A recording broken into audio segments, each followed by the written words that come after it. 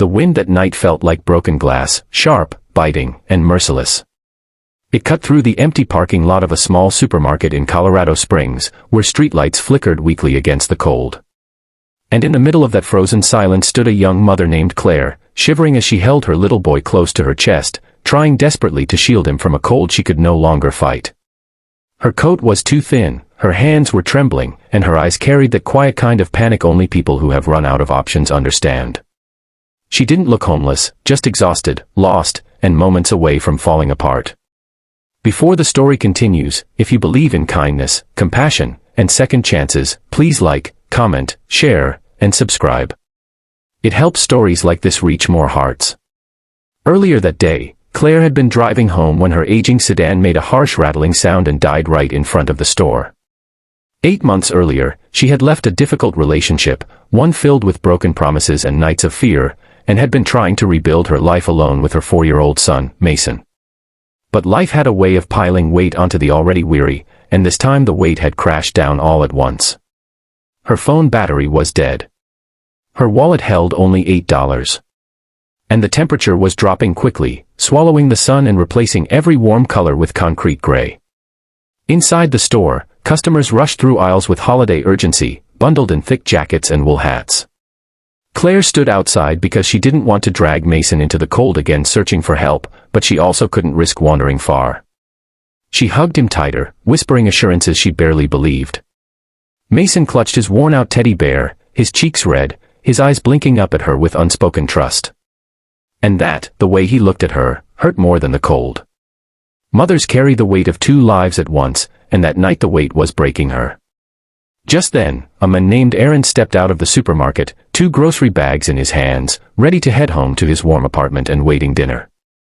He had noticed Claire earlier, something about her expression had stayed with him even after he walked past her into the store.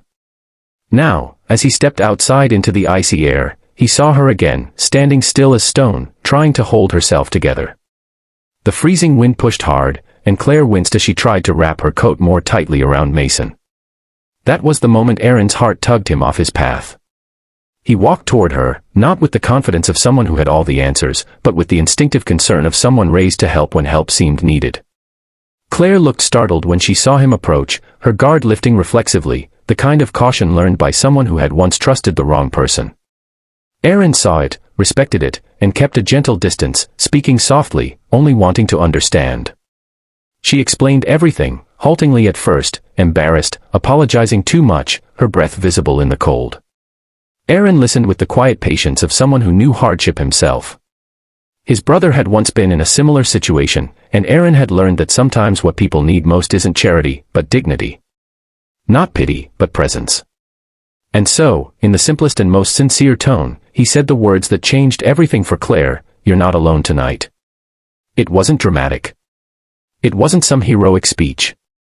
But those 4 words cracked open the wall she had built around her fear. Because for the first time in a long time, someone saw her, not as a burden, not as a failure, not as a woman who had made too many wrong turns, but as a human being who simply needed a moment of compassion. Aaron called a nearby tow company he trusted, insisting he would cover the cost. While they waited, he led Claire and Mason inside the store where it was warm. He bought Mason a small cup of hot chocolate and a blanket from the seasonal aisle, placing it around the little boy's shoulders like a tiny shield. Mason's tired eyes brightened instantly, and Claire's tears slipped down her cheeks despite her trying to hide them. She hadn't felt safe enough to cry in months. When the tow truck arrived, Aaron didn't leave their side. He waited through the assessment, stayed during the paperwork, and even drove them to a local mechanic who agreed to look at the car first thing in the morning. But the night wasn't over yet. Claire had nowhere to stay. She admitted it quietly, as though ashamed to speak the truth.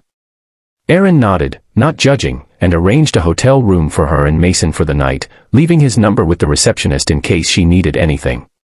When Claire walked into that warm room, the heater humming softly, the clean scent of fresh linens filling the air, she knelt beside Mason on the bed and kissed his forehead, whispering a prayer of gratitude, not just for the shelter, but for the unexpected kindness of a stranger who had treated her with respect when she had none left to give herself.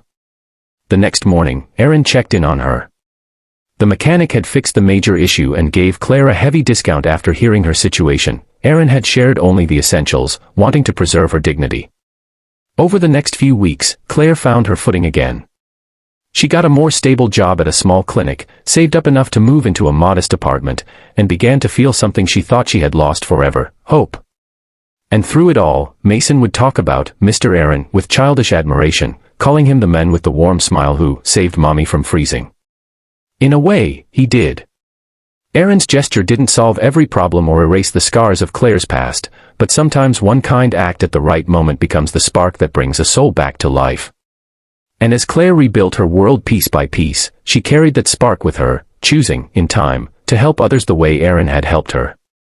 Kindness travels in circles like that.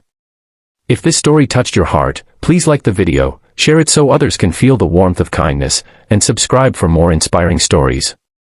Your support truly keeps this channel alive. Before you go, tell us in the comments, have you ever received kindness from a stranger when you needed it most?